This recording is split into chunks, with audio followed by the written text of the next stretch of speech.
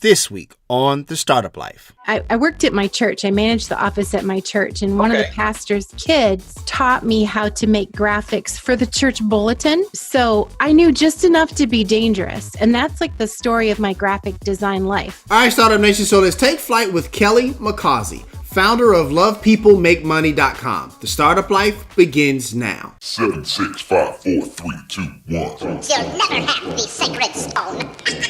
Oh, this you crazy mother.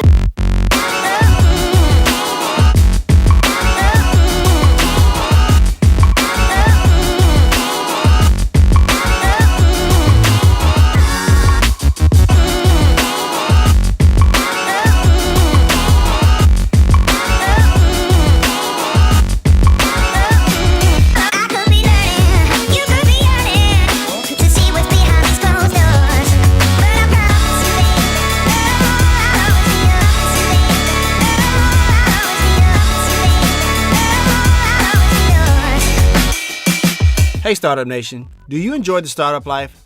Now you can let the world know with gear from the show. Choose from the Label Yourself, Make Your Own Look, and Making Money t-shirts to tell your story of your path of entrepreneurship. Click the link in the show notes to purchase. All right, Startup Nation. So I hope you're ready to receive some value today. We got a special guest in the building today. We got Kelly McCausey of LovePeopleMakeMoney.com. How's it going, Kelly? It's great. I'm glad to be here. Awesome. Are you ready to pour some knowledge into Startup Nation today? Oh, yes. Awesome stuff. So as always, Startup Nation, this is Dominic Lawson. This is the Startup Life podcast brought to you by the Binge Podcast Network. So Kelly, let's start this thing off right. What's your story on your path to entrepreneurship? And tell us a little bit about LovePeopleMakeMoney.com. Okay. So I got my start as an entrepreneur in 2002. I was working full-time, but not making enough money to make ends meet. Honestly, like every other month, something was getting shut off. It was that bad. And I started a business offering desktop publishing services. Okay. I made a little website for it. Never got a single desktop publishing client, but I had people asking me, hey, could you make me a website like that? And it brought me into a community online of work-at-home moms. Okay. My first clients were work-at-home moms. So I would make graphics for them, set up their website, and it opened my eyes to this whole amazing possibility of building websites and making money, just sharing information as I learned things. Gotcha. And I started an internet radio show, Work at Home Moms Talk Radio. That was in November of 2003. And it set me on a path to completely change my life. I started to attract a community to me and the show. Okay. Podcasting was invented that next year. So my audience quadrupled in size in the month following that. I launched a membership site in 2004 for work at home moms who wanted to get really serious about making some money online. And 2005, I was debt-free. 2006, I quit my day job. Gotcha. And Love People Make Money is the brand today because my son grew up and moved out a long time ago. So being a work-at-home mom isn't my identity anymore. But my focus is still on all of the same things. Creating a business that doesn't suck all your life away. Creating a business around content marketing and community building so that you can create income from the things that you love. Absolutely. Just that everybody has expertise and passions and creativities. And, I don't blow flowers up anybody's behind and say you can make money from anything, because I don't think that's true. Gotcha. But if you're determined enough, you can find a mix that works. I hear that. Thank you for sharing that. And we're going to dive a little bit into your story in just a little bit. But before we do that, I want to ask you, you got into graphic designs and making websites. Have you always, been an artist? Is that something you took in, while you were in school? Or what made you just get into, that type of work? I'm curious how that came to be. I had no background in it, no particular artistic bend when I was young. Okay. I learned from, actually, I was just thinking about this yesterday. There was a young kid I worked at my church. I managed the office at my church. And one of the pastor's kids taught me how to make graphics for the church bulletin. And so I knew just enough to be dangerous. And that's like the story of my graphic design life. I hear that. I love that, by the way. You knew just enough to be dangerous. That's awesome. Yeah. There are people who say, oh, well, graphic design, you've got to go to school for it. You've got to learn like Photoshop inside and out. I still don't know Photoshop inside and out. I know what I need to know. And I've always been willing to figure out like what's the very least that I need to understand to make this work. A lot of people won't take those few extra steps, but that's what opened the door for me. Gotcha. Thank you for sharing that. And Startup Nation, the reason I wanted to ask that question is because, first of all, let me repeat this. Put this in your toolkit.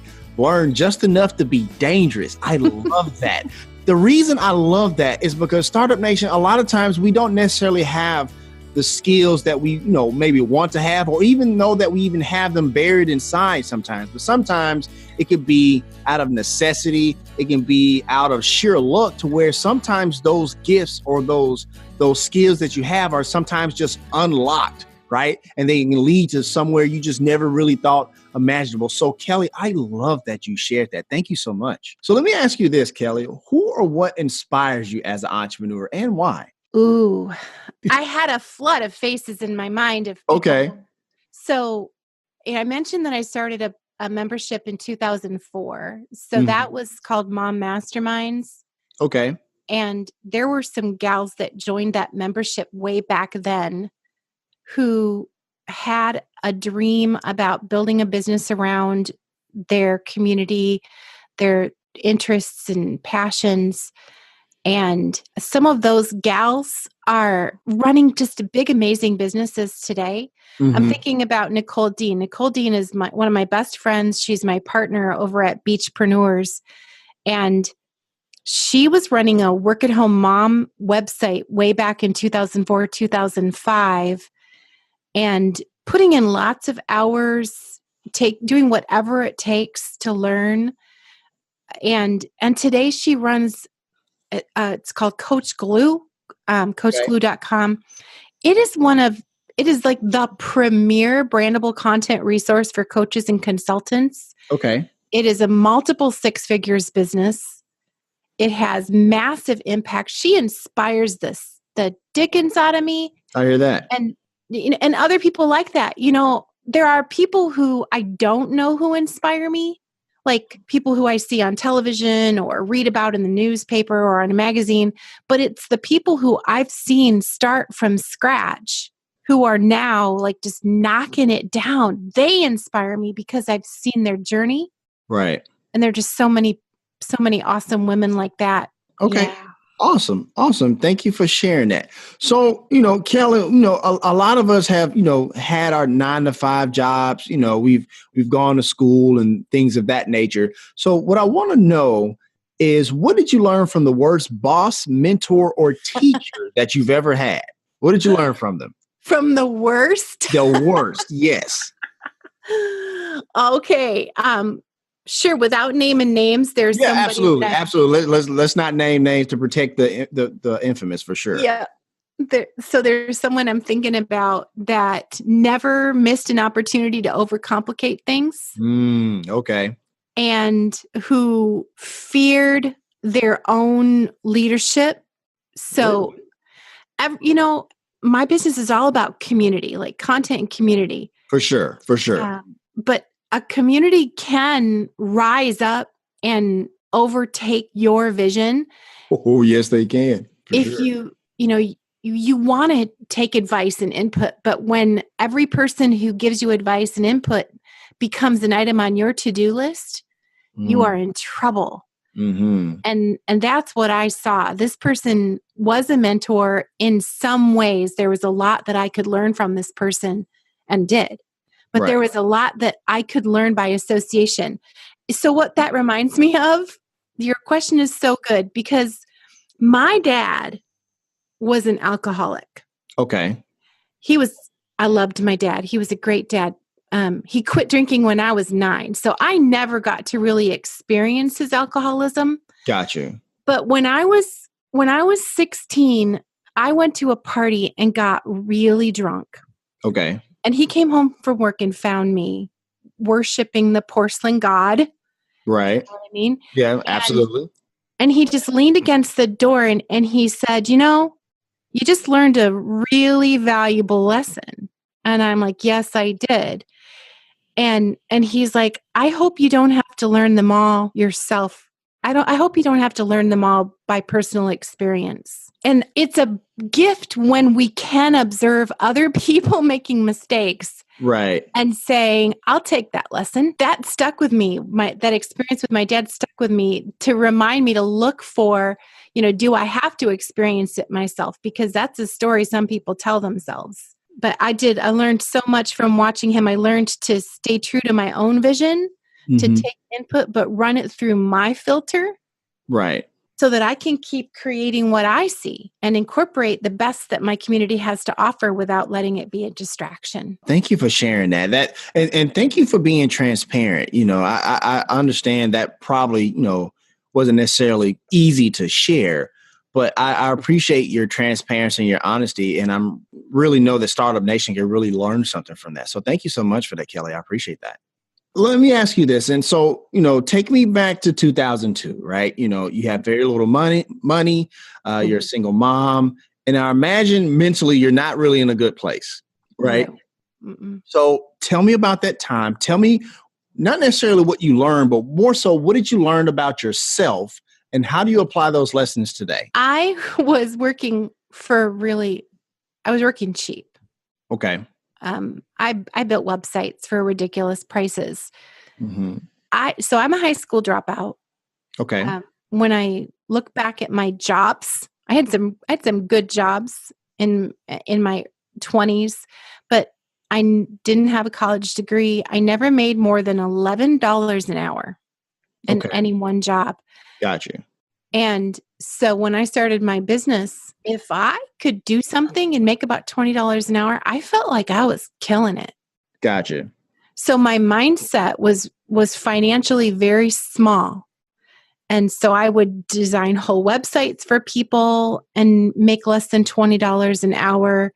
I would not consider the amount of time I bring to a project, wouldn't consider my research and my personal learning. I didn't understand back then that I bring value just by showing up.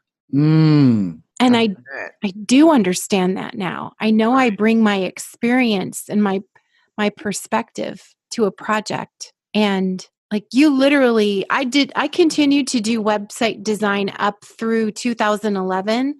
And by then I was getting paid really well to do websites. But today you just couldn't pay me to design a website for you. It's not that I couldn't quote you a price that would really value my time, but you just can't pay me to work for you. Right. I got you. Because my skills and my experiences allow me to create income in my own projects. So why would I ever want to turn some of that time over to someone else? I hear that. Thank you for sharing that. Startup Nation, what I hear in that answer is that like, no matter, where you feel like you may be on your professional career or your path to entrepreneurship, you have value and you bring value. And if somebody doesn't see that value, then I think that says more about them than it does about you. Would you agree, Kelly? Yes, totally. Absolutely. Thank you for sharing that. I really do appreciate that. So, Kelly, one of the reasons I definitely wanted to have you on the Startup Life podcast brought to you by the Binge Podcast Network is because, for what you do, like graphic designing and websites and stuff like that, a lot of people in Startup Nation kind of do a similar business. And one of the biggest things they have an issue with is trying to set prices, right? Trying to set price for their time, trying to set price for their product or their service or whatever the case may be. So let me ask you this, how do you come up, you don't have to, tell me all the secret sauce, but how do you determine that this price is equitable for the job or basically how do you set your prices? Because like I said, a lot of people have that issue when trying to start a company like this one. Well, I don't do graphic and web design anymore. Okay. But when I did, price is arbitrary. Okay. And I remember when someone said that to me like 10 years ago, I just thought, you're nuts. But now I understand it's so true.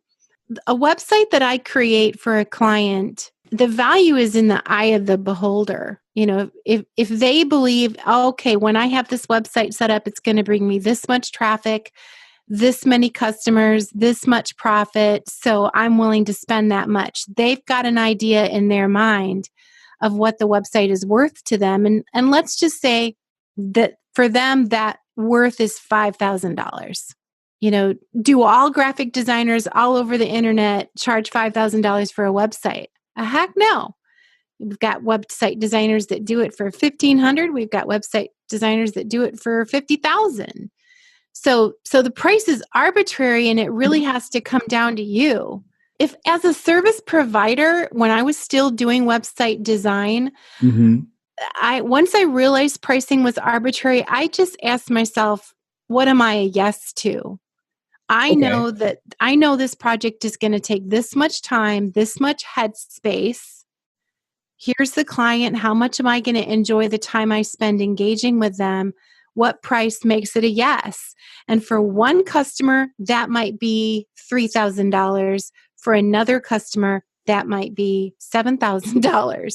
Got you. So just lean into your yes. Now let's just admit right now that if you're new and building a business, what I just said is all total BS. Got you. Because you can't, you need to pay the bills. So, it's not what makes it a yes. It's not this warm, fuzzy, like, woohoo, that sounds great. I'll do it for $7,000.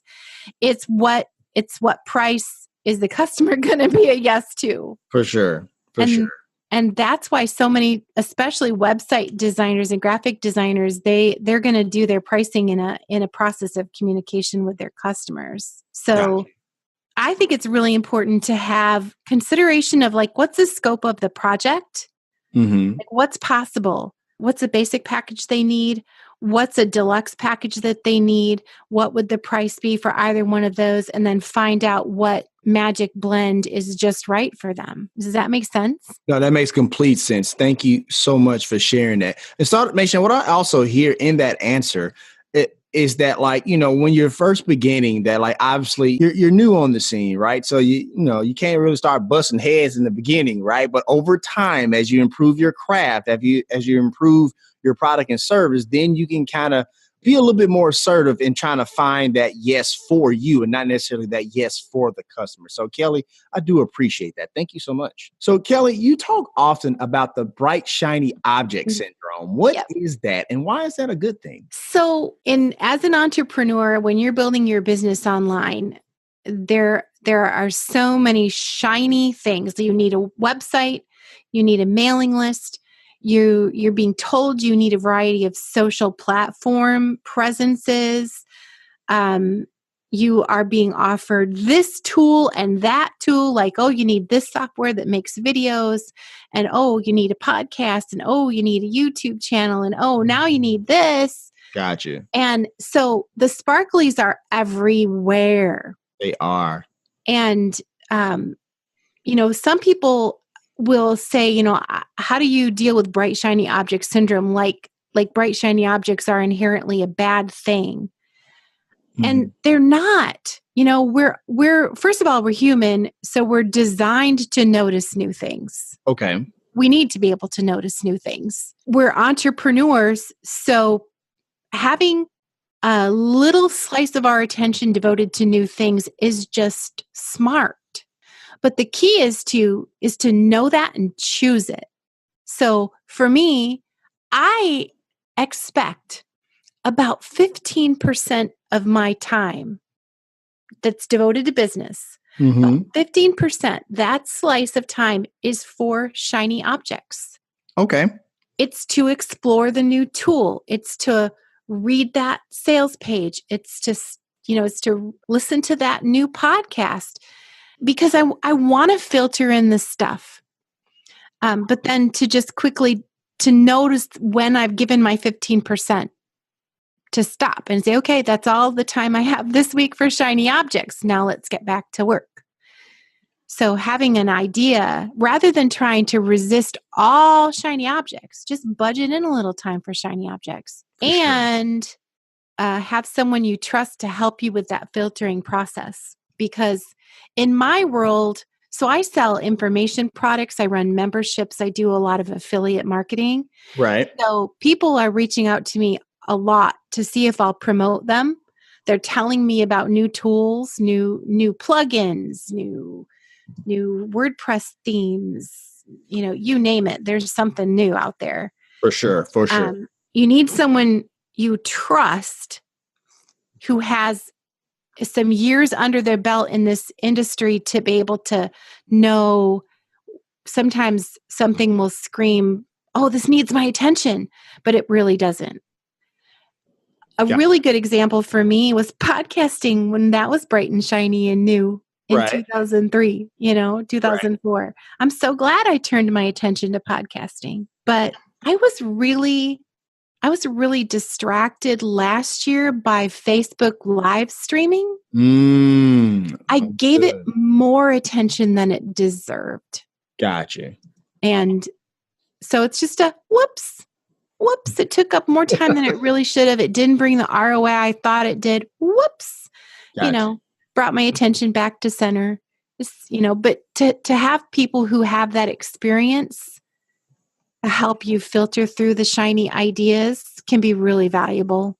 Be part of a community where there's people at varying levels of success that you can run ideas by when you don't have that experience yourself yet. I hear that.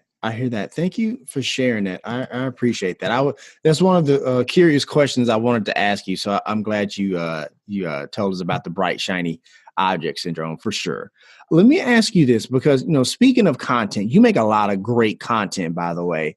So tell us about the process, and I guess you can kind of dive into, the Facebook Live or something like that if you want to, but tell us about your process when you're making content. Like, what kind of value are you trying to get to your audience? And also, while you're at it, tell us a little bit about your podcast, the Love People and Make Money podcast. So when people talk about what made their business successful, I definitely trace everything back to content and community. Starting my radio show, which became a podcast, which became, which sparked a mailing list, which sparked a membership.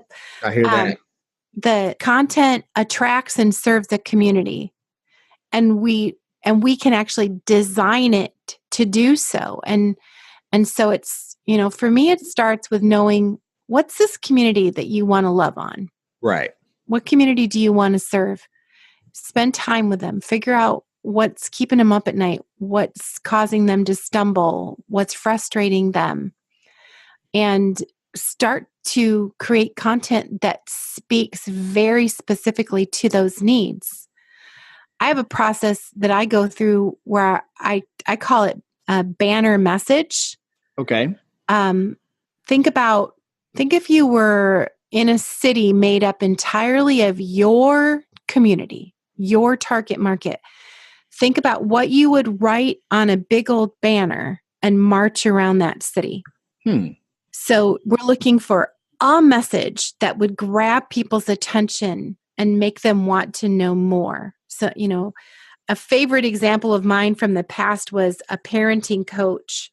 Her banner message was, moms, stop babying your children. They're going to turn into weak, whiny adults. Okay. That's a banner message that gets mothers' attention because they don't want to be told not to spoil their children, but neither do they want weak, whiny adult kids. Of course not. So that banner message grabs their attention and pulls them in. And then once you grab their attention, then you start to identify the supporting ideas. What are the ideas that support that banner message? So nobody likes weak, whiny adults. I mean, think about the people at your office who are whiny. Does anybody want to hang out with them? Heck no. Of course not. You develop those ideas. Like, so what are ways that you're overprotecting your children? And when would it stop? And what does that look like? So, you identify your banner message. I look for at least 5 supporting ideas, and then I blow up each of those ideas into an item of content, whether that's a blog post, a podcast interview, a live stream, a YouTube video, a small report. So I get a little body of content around that banner message. Okay. And if it's resonating with my community, if they're reading, if they're sharing, if they're commenting, if they're asking me questions, then I just know keep building, keep going deeper, find some more ideas to support it. And if it's really resonating, then I might turn that into a webinar. I might turn that into an information product. I might dig deep and say, like, here's 10 ways I can support you in changing how you're doing this. Gotcha. A banner, so many people, when they think about their content marketing, they get overwhelmed. And I find that landing on a banner message and then building around it keeps you focused on your target market's real felt needs and draws them into engagement with you. One of the funnest things I do when I'm coaching is help people come up with that banner message. Okay. And develop the ideas so that they can get into a flow of creating the content, putting it out there, getting the feedback, creating some more content. It's a flow. Once you get the spigot turned on, you can't shut it off. You just keep this engaging conversation with your community. Gotcha. Thank you for sharing that. I appreciate that.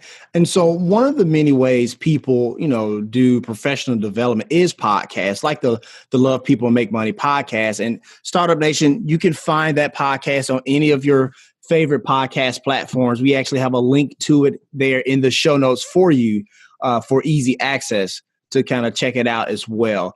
But also, Kelly, we listen to podcasts, we read blogs, we read research articles. So professional development looks differently for everybody, right? So I guess I want to know, so what does professional development mean to you and what does it look like? Are you reading books? Are you listening to podcasts? Or is it something else? What's professional development for Kelly?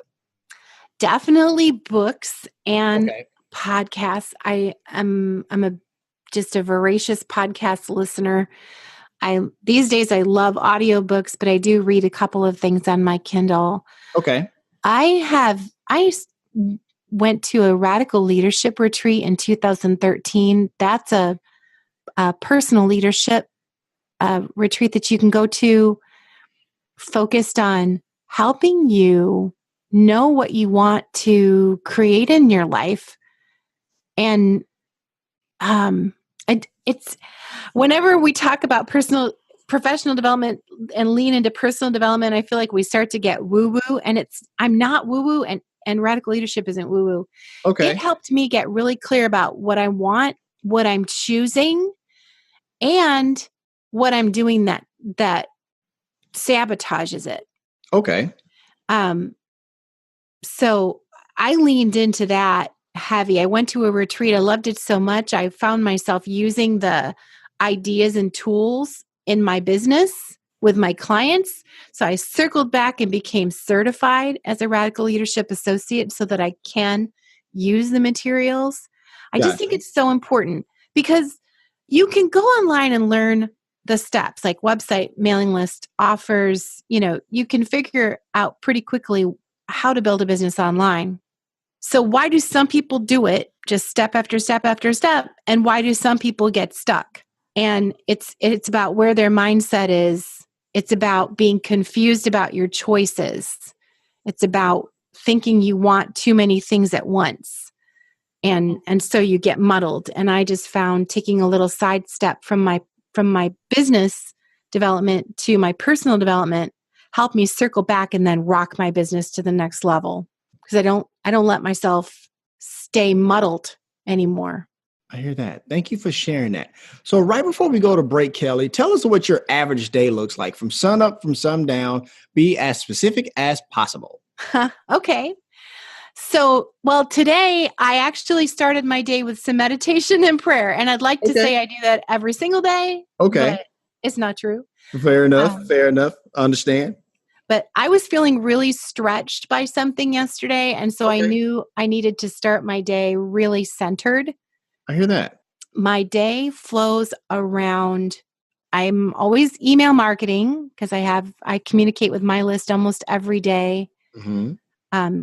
So I'm writing emails.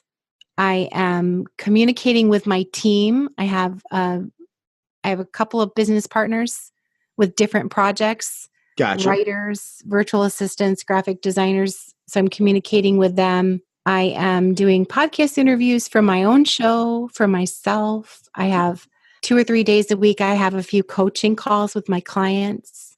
I use Voxer to stay in touch with my private clients. So every day I'm checking my Voxer and responding to their questions and comments. I'm creating my own content.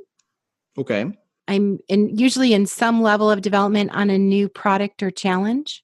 And I host events. There's a couple of different events I do through the year. So sometimes I'm very focused on like what's next for those events. For sure. But I have seasons of hustle where I have very full days. And then I have seasons of where I just don't work much at all. Gotcha. Okay. And I spend a lot of time with my granddaughter, Ava. She's 3. Gotcha. That's a fun age. Yeah. Yeah. Everything I do is just, I don't think about it. Any of it is work anymore. That's what's so crazy. Mm-hmm. Of course it is, but it just feels like engaging with my community. I stay very focused on the people. I mean, that's why the brand is love people and make money, because that's what drives me. I want to make money. I enjoy money. Mm-hmm. I remember what it was like to not have any. But with the businesses I've built, the brands I've built, and the income streams that exist, Mm-hmm. I don't have to sit down at my desk and work every day. So if I'm going to, it has to be about the people. Gotcha. Thank you for sharing that. So we're going to go ahead and take a quick break. How you like being on the Startup Life so far, Kelly? I like it. Awesome. I like you. Awesome stuff. Awesome stuff. So we're going to go ahead and take a quick break. I hope you're getting great value from Kelly's content. Once again, my name is Dominic Lawson, and you're listening to The Startup Life, powered by the Binge Podcast Network.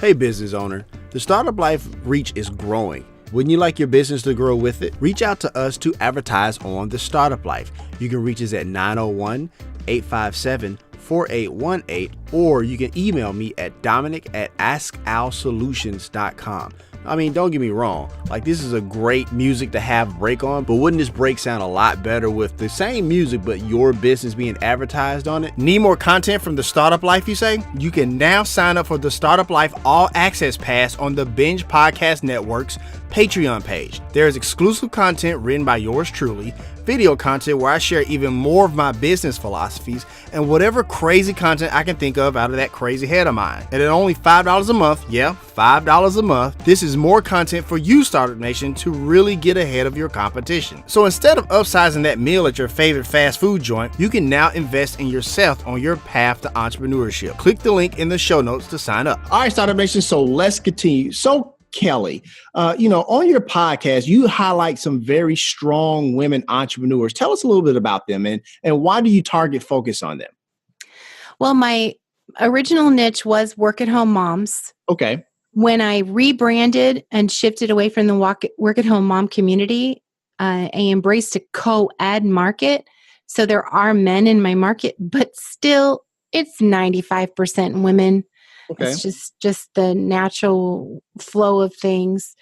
I Love People Make Money, the podcast. I really love to interview women who share my love of community, that the content that they're creating and promoting is in service of people, and that they're really driven by what they help to create in other people's lives. So I love it. I've been podcasting for so long.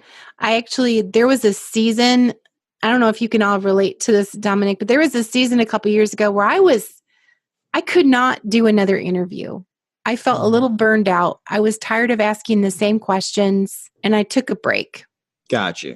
So when I circled back, I gave myself permission to do whatever the heck I want with my podcast. So now when someone asks about being on the podcast, I say, are you willing to let me ask you anything?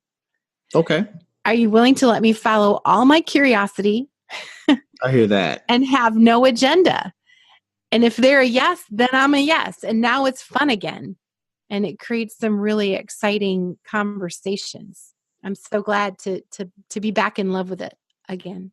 I hear that. Thank you for sharing that. I recently had to kind of do a reshifting of the startup life as well, because at first I was just asking everybody the same question. And I was like, nah, that's kind of boring. So let's switch it up a little bit. So I know exactly what you mean, Kelly. Thank you for sharing that. I appreciate that. So let me ask you this. So, I started a business. I come to you and I want to start a business, right? I have everything in place, but I'm scared. I'm afraid to fail. Mm-hmm. So so I come to you for coaching and to move forward. What are you going to tell me? How do you get me from not being scared? Well, if we're going to coach, okay. You've probably come in through some of my content. You've listened to the podcast or you've read the blog. Maybe you've been to one of my events. Mm-hmm. Remember I said we bring value just by showing up? For sure. The value I bring, this is what I struggle to say it, to express it well. Mm-hmm. But what I know is that I'm ruthlessly honest. So I don't blow flowers up anybody's behind. If I look at your idea, if I look at your business and I say, this can work, I'm not lying. I hear that. I believe it. I believe there are coaches out there who do lie. They do. I'm going to snap that up. They absolutely do. Thank you so much for saying that. But go ahead. I didn't mean to cut you off. Well, I mean, if they can make you feel great about what you're doing to get some money from you, why wouldn't they? Right. I don't want to spend time working on a project that I don't think has potential. So if I've accepted you as a client and we're doing it, then my clients know that right there is a confidence boost. I hear that. And that's what they tell me. They're like, I know you would never lie to me. I know if you've said that it's possible. So let's go get it. So I know that I bring that to the table, that I've established these 17 years of no BS. And that gives my clients courage to take the next steps. I don't believe in cookie cutter anything, because what works for me might not work for you. What works in one industry might not work in another. So we're going to design something for your community that works with you. We're going to design something that fits you. I'm not going to bully you into doing something you don't want to do, but that doesn't mean I won't dare you and challenge you to do what I think you can. You already have confidence once we're started. And that's what's so interesting. I have a client, I've experienced this myself working with coaches. Gotcha. And I've seen it in a few clients. Like literally all they had to do was sign up and have the first call. And it just like gives them permission to go kill it. And so they just run off and all they do for the next few months is report back all they're awesome. And I'm over here going, well, that was great. Did you have a question? That happens sometimes, not all the time. But Gotcha. I love to help. My coaching is very experiential. So we get into Zoom rooms, we do things together. We don't just create a to-do list for you to go do. It's very common that we roll up our sleeves, crack open a page and edit a sales page together, or set up an email sequence together, or plot out a product together. It's fun for me to get my fingers into projects that I know can be successful. I hear that. I thank you for sharing that, because I can imagine that you would, because everybody likes to help.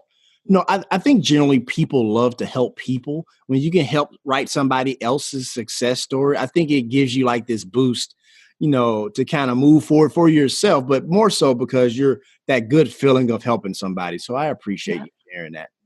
Yeah. That's awesome. Let me ask you this, because, in Startup Nation, when you go to lovepeoplemakemoney.com, you have access to a free brandable content bundle on the website. And so you can get that from the website. And we also, once again, have the website there in the show notes for easy access. But also, if you want some coaching from Kelly, we also have not only her website, but her contact information there in the show notes for easy access to get that coaching from Kelly for sure. But Kelly, if you would, tell us what Startup Nation would get, what kind of value they get when they get that free brandable content bundle from your website. So are you familiar with private label rights content?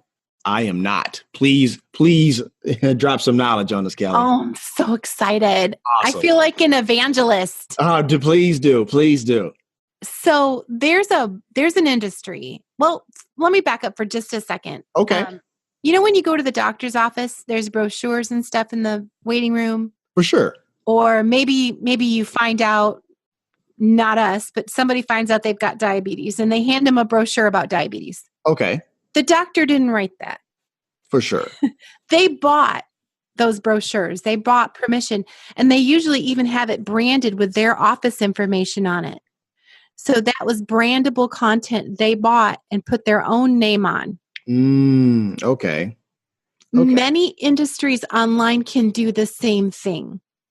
Got it. So there are expert content creators who have perhaps, say, written a course on how to start a mailing list, or how to succeed on Pinterest, or how to lose weight, how to build muscle, how to overcome insecurities, you name it, all kinds of niches. Right. They've developed this content, and then they offer it for sale with rebrandable rights, private label rights. So where you might, let's say you want to publish a small report as an opt-in gift on your site, telling people about, 10 ways to grow your mailing list. Mm-hmm. You could write that yourself, or you could hire an expert ghostwriter. You'd probably pay that expert ghostwriter $1,000 or so for their time to write that. Right. Or you could go buy private label rights to a report of content for about $27. Interesting. You're going to get the editable Word document, any editable graphic files, like if there's an e-cover that you can edit and put your own name on. And you have full right to edit, tweak, delete, add to that content. So you can add, like, let's say it is a report on 10 ways to grow your mailing list. Mm-hmm. You could add in a little story about, here's what helped my list grow last year. And then you could add in links to, here's what I use to grow my mailing list. Like maybe you use Lead Pages or ConvertKit or whatever. And then you put your name on it and you publish it. Now, some people have an ethical issue with putting their name on it. They don't want to claim to have written it if they didn't write it. So you might want to say presented by. Understood. And then you explain that this was I commissioned the expert creation of this content, which is absolutely true. Mm-hmm. And the reason you can buy it for $27 is that anyone else can buy it for $27 too. Gotcha. And it's okay, because you're publishing it on your site under your branding for your target market. They're publishing it on their website under their branding for their target market. And probably never the two will ever cross. Gotcha. So brandable content is this fantastic content marketing easy button that you can use to fill gaps in your expertise, save time. It's just amazing. Absolutely. Absolutely. Thank you for sharing that. And thank you for that lesson. And Startup Nation, Kelly, has offered a game changer to your business if you didn't already know about this. Because what you're able to do is what we always talk about all the time on the Startup Life. You get to kind of play like the big boys do. Where you talk about, Kelly, that licensing brandable content or whatever the case may be, that's no different than what sports teams do when they sell the licensing of like a sports logo for like smaller companies to like sell. Like if you make bats or whatever, right? And you want to have like the New York Yankees on that bat or the Boston Red Sox on that bat or whatever the case may be, right? That's some work that you didn't have to do. Now you just slap a brand on it and now you can sell it, right? Yeah. So no, that's amazing content. Thank you for sharing that. So the brandable content on my website that you can claim, I went around to 8 of my favorite PLR creators and asked them, can I have something free? Gotcha. So they've given me codes you can use to go claim something from them. So you'll be able to download a full version resource so you can see what it's like. You don't have to go spend money to see whether or not you're going to like their style of content. So it's just this risk-free way to check it out and use it. I mean, what you download is yours to use. If you go claim some of that free stuff, you can have a new mailing list opt-in. You could have some new blog content. You'd have content that you could use to do some Facebook Lives, email content. A lot of people buy PLR. I have a friend who buys PLR just to read it, disagree with it, and go write something. Oh, wow. Okay. which is too funny. That's interesting. It's a great Kickstarter. For sure. Thank you for sharing that. I think that's a game changer for many of us, including myself, that didn't know about that. So thank you. I appreciate that. So let's talk about some fun stuff. Tell us about your retreats, right? Like on the beach and everything else. Tell us a little bit about those because those sound amazing. Oh, they are. Unfortunately, they're just for girls. Just for ladies. Right. Fine. I know. Tell us about it anyway, Kelly. It's all good.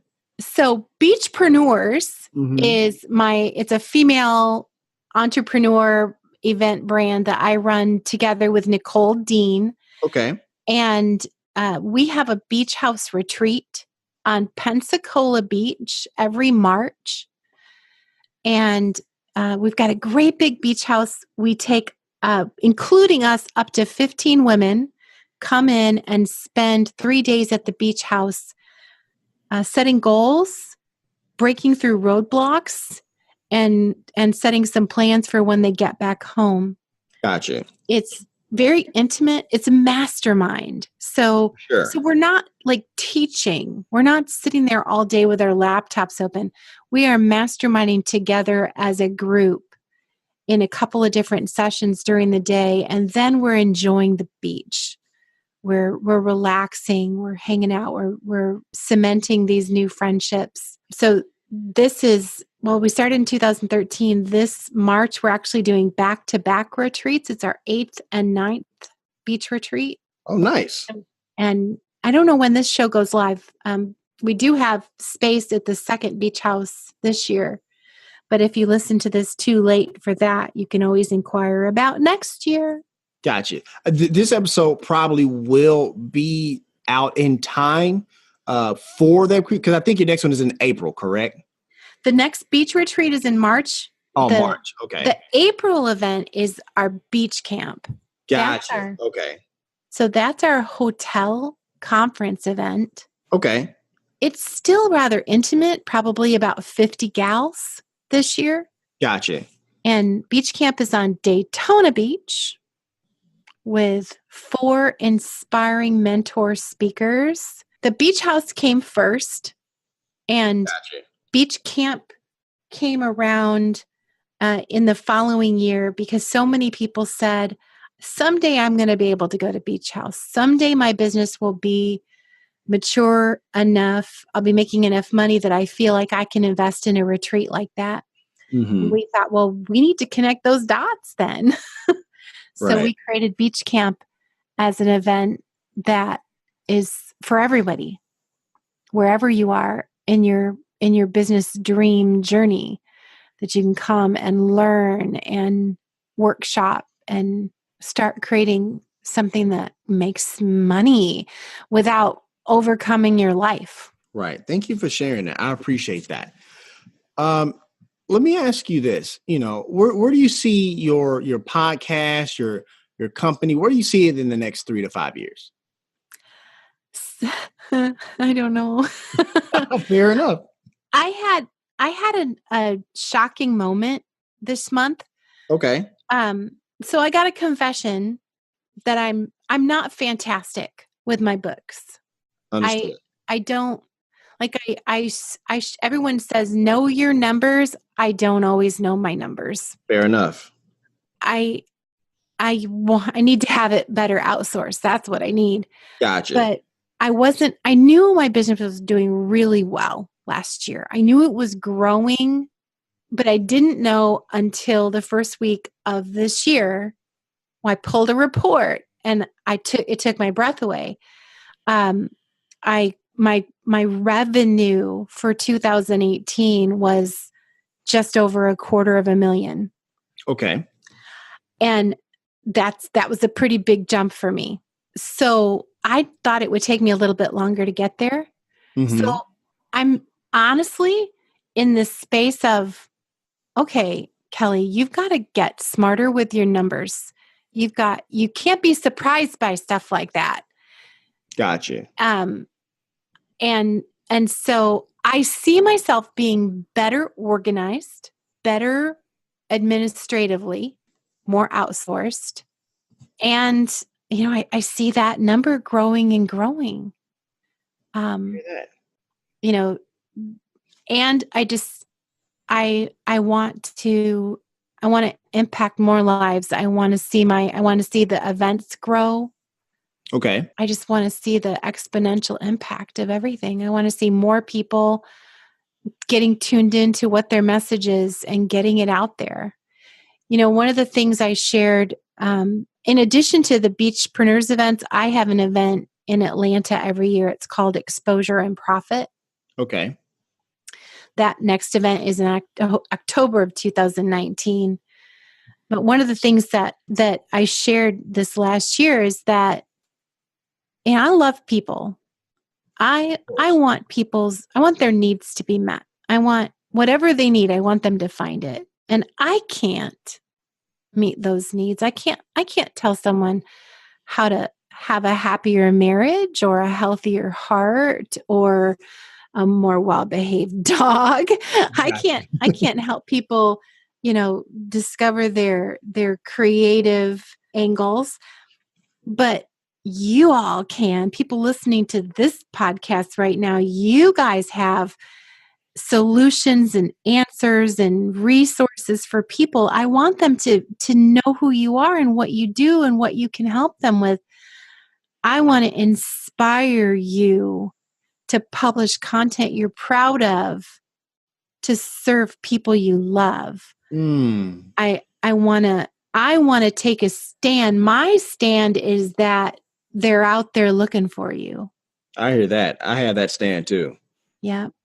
So my invitation is that, hear me and go for it. Take your own stand, become an invitation for others, have your impact. And I just want to keep walking through the doors that help me reach more and more people. Gotcha. Thank you for sharing that. I appreciate that. Because the thing is, like, when we start talking about numbers and stuff like that, not every entrepreneur is willing to share that and share, what you just shared about their numbers. So I appreciate that. Thank you so much. Let me ask you this. Who are your mentors, Kelly? Well, on a personal level, I am deeply inspired by Bob Goff. Okay. Bob Goff wrote the book Love Does and Everybody Always. On a professional level, I'm inspired by Donald Miller. He wrote StoryBrand, and they happen to know each other. Isn't that funny? I'm very inspired by their drive and what drives them and their excellence. I'm willing to bet they know their numbers, right? Right. They might. They just might. All right, Kelly, let me ask you this. I believe all entrepreneurs have a superpower. What's yours and why? My superpower. Well, instigating communities, creating a space for communities. Gotcha. It's not my superpower, but it's my belief that if you create a space, I feel like I could give a better answer, but no, I think this is a good one because there are some superheroes, in certain, comic books or wherever the case may be, to where they can create whole entire worlds. So I buy it. So I don't want to cross over into being negative about the coaching industry because there's so much that's fantastic about it. Absolutely. But there's a flavor in the coaching world where a coach lifts themselves up to say, I am awesome. I have the plan. Follow my plan, and you can be just like me. I see where you're getting. And so people rise up and try to become just like them. And I have no desire for you to be like me. Yeah. I believe you're amazing. Just like I know if I stand up in my confidence and talk to you about content marketing and community building, that you will rise up and create great content in communities. Just like I know if I create a space, you'll come in and find what you need. I believe that you're going to have that impact on other people. That all any of us need is an invitation to rise up in our own creativity and bring what we were designed to bring to the world. I don't need to cookie cutter stamp you into my image of anything. Right. It'd be a mistake. It'd be a recipe for frustration. And just more and more, I just look to create the space and let you see yourself in my eyes. Gotcha. All right. So that's, right before we ask our last question, we just want to say thank you so much for coming on the show. We really appreciated your time and the value you have provided for Startup Nation on the Startup Life podcast, brought to you by the Binge Podcast Network. So, Kelly, there's an entrepreneur out there who's getting ready to quit, or they're in their business and they feel stuck. Talk to Startup Nation and tell them to keep going. Why should they keep going? Give them some nuggets of wisdom. Oh, gosh. Keep going. Don't give up. Find a new circle to spend some time in. Dig back into your community. Get into relationship with somebody who needs you. And it's going to just bubble up creativity and purpose in a new way. A gal that I just had on my podcast this week, Stacy Ann Lowry, she's the ornament girl. She came to one of our Beachpreneurs retreats thinking that she was done with what she was doing, that she'd taken it as far as she could. And in the magic of the room and the magic of the mastermind, she got a whole new vision, went home, launched the same business, launched a membership that now is just absolutely crushing it. She's shipping out 2,600 craft boxes a month. She's doing one of those elusive craft box memberships that everybody seems to want to do these days. She's actually doing it and making it work. She was ready to give up. Thank God she didn't. Who knows what's just around the corner for you? Keep at it. I hear that. Thank you for sharing that. And that's going to wrap up this session of the Startup Life. Did you enjoy it, Kelly? I did. You're awesome. Awesome. All right, Startup Nation. So here's my final take. Kelly is a great entrepreneur because she encompasses two things that a lot of times people think you need to separate. She has no problem with making money, but at the same time, she also loves to empower people. And I think as long as you're being intentional, there's no shame in doing both. If you want to let us know what you think about the show, have an idea for a show topic, or like to advertise on our show, please send us a message on the Startup Life Podcast Facebook page. And while you are there, like and follow our page as well. It's a way for us to engage with you, Startup Nation, and really grow our community. The link is here in the show notes. Subscribe to the show as it can now be heard on Apple Podcasts, Google Play, Stitcher Radio, Spotify, or whatever your favorite platform to get your podcast on. If you are listening on Apple Podcasts and you find our content valuable, please give us a 5-star rating, as it will help us climb the charts and help more people find our show. Also, don't forget to sign up for the Startup Life All Access Pass to get exclusive content. This is exclusively on the Binge Podcast Network's Patreon page. And hey, if you have an idea, be about that life. The Startup Life.